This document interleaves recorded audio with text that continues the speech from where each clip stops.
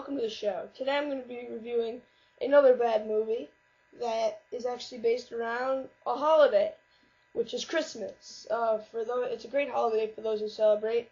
You get to open up all your presents with your family around the Christmas tree.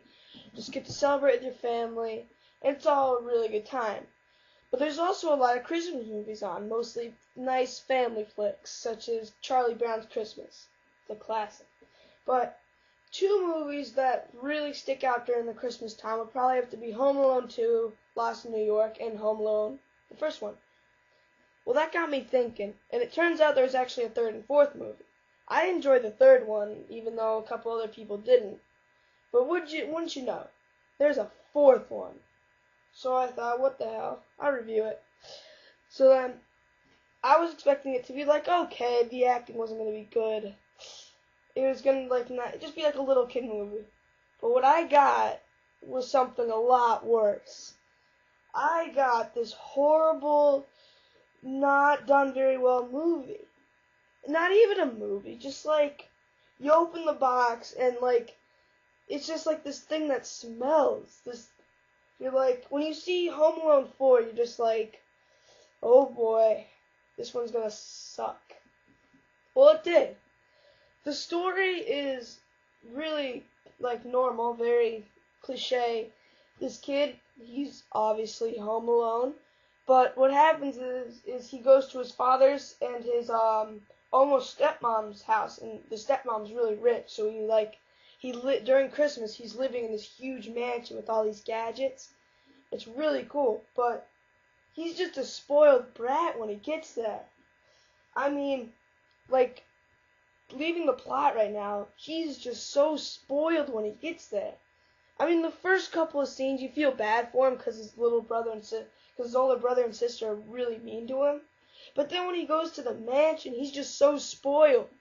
He's just in this room, his big, huge room with all his toys and his giant flat screen with the video games and his pinball machine. He's got 3 arcades and whatever. And so he's just playing the machine, and everyone's like, "Oh, Kevin, I'm glad you like it." "Thanks, Dad." And he's just looking at the thing. "Thanks, Dad." And he's just really spoiled. And he hates the security guard there, even though the security guard's basically protecting him. So enough of ranting.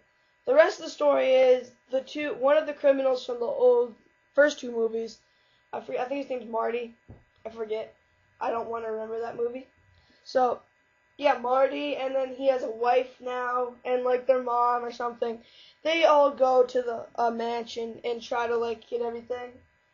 But the thing that's really weird is that Home Alone 2 and Home Alone, they took place in 1990 or something. And this movie came out in 2004, and it's still the same Kevin McAllister.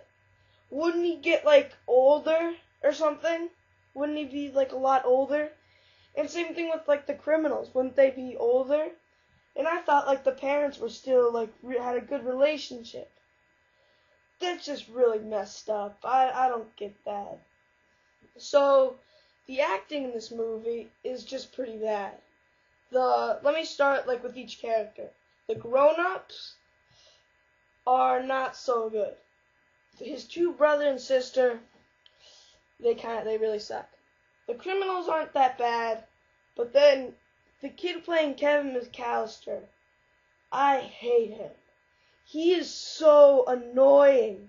I can't get after watching that movie, I couldn't get his voice out of my head. It was just really high pitched, really kind of whiny at points.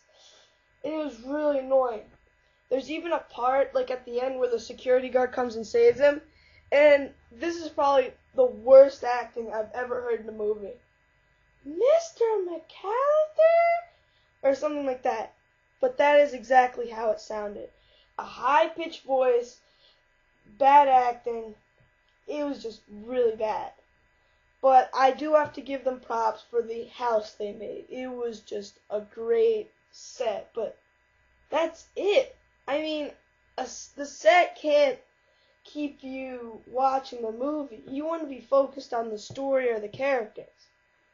My little sister, she actually fell asleep after like after the first 20 minutes of this movie. I mean, I know that's what kid movies are supposed to do, but that doesn't happen till like the end of the movie. That's just really bad. And I bet now a bunch of you guys are wondering what I'm gonna give the movie. I mean, it's kind of a hard decision. Should I give it a 5 out of 5? Should I give it a 4 out of 5? No. If I had a lie detector here, it would be like lying. So if I said, oh, maybe I'll be nice and give it a 2 out of 5, are you going to give it a 2 out of 5? No. No. I'm going to go straight up and give it a 1 out of 5. Horrible movie. I enjoyed Space Buddies better than this movie.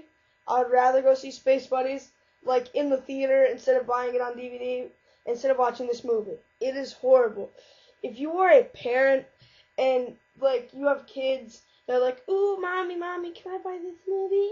Mommy, can I buy this movie? Then say no. You are going to be helping your children if you don't buy this movie. If you love your children, then don't buy this movie.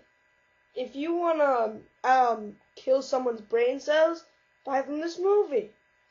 If you're like an assassin or something and you just want to like knock the guy out, sneak up, pop it in his DVD player, boom, he's knocked out. Okay? So that is my review for this movie. And probably my next review is going to be The Haunting in Connecticut. So, see ya.